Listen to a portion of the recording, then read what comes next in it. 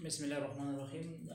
This is Asad और linear algebra का lecture number 1 में हम क्वेश्चन नंबर 4 करेंगे बाय एलिमिनेशन मेथड। और यहाँ पे मैंने लिखा है नो सोल्यूशन। नो सोल्यूशन का मतलब ये है कि ये जो सिस्टम ऑफ इक्वेशंस हमें गिवन है इसका सोल्यूशन होगा या नहीं, मतलब इसमें हम एक्स और वाई की वैल्यूज फाइंड कर सकते हैं या नहीं।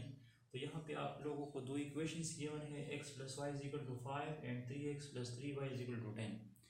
तो हम उसको भी उसी तरह एलिमिनेशन मेथड से करेंगे। तो या हम x को एलिमिनेट करेंगे या हम y को एलिमिनेट करेंगे। तो अगर मुझे x को एलिमिनेट करना है तो इसके साथ मैं 3 को मल्टीप्लाइड करूँगा। अगर मुझे y को एलिमिनेट करना है तो फिर भी हम इक्वेशन नंबर 1 के साथ 3 को मल्टीप्लाइड कर सकते हैं।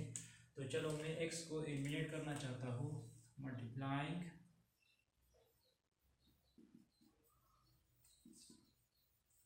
इक्वेशन 1 बाई 3, इक्वेशन 1 के साथ 3 को मल्टीप्लाइड करो तो ये आ जाएगा x plus y into 3 multiplied by 5। तो ये हो जाएगा 3x plus 3y is equal to 15। ये बन गया equation number 3। Subtract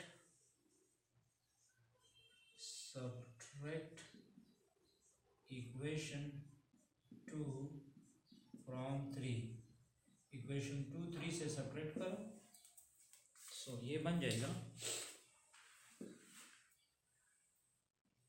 3x plus 3y is equal to 15 and 3x plus 3y is equal to 10।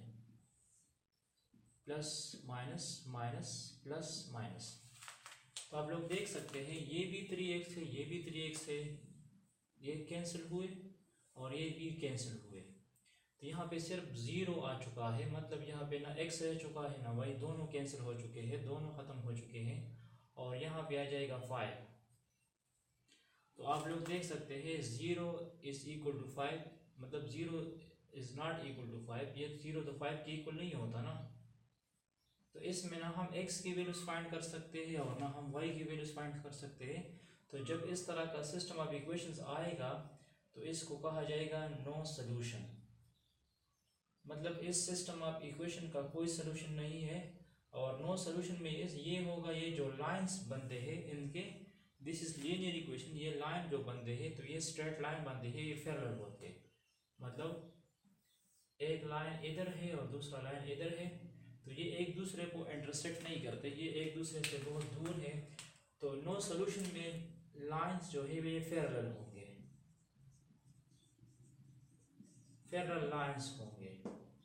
अगर सिस्टम ऑफ इक्वेशंस का solution no solution हो, इसका सोल्यूशन नहीं आता, तो इसका मतलब ये है कि ये जो लाइंस है, 2 लाइनें है या 3 है, तो ये एक दूसरे से पैरेलल होंगे। मतलब ये इनके दरमियान जो एंगल बनेगा वो 0 होगा, इनके दरमियान एंगल नहीं होगा और ये एक दूसरे को इंटरसेक्ट भी नहीं करेगा, ये एक दूसरे को किसी पॉइंट पे टच भी नहीं करेगा, क्योंकि ये एक दूसरे को पैरेलल होंगे, तो ये एक दूसरे को इंटरसेक्ट नहीं कर सकते। और दूसरी बात ये है कि इसके दरमियान जो एंगल होगी वो 0 होगी।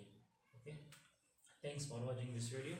इंशाल्लाह फर्दर भी हम इस लेक्चर पे क्वेश्चंस करेंगे। Stay with us.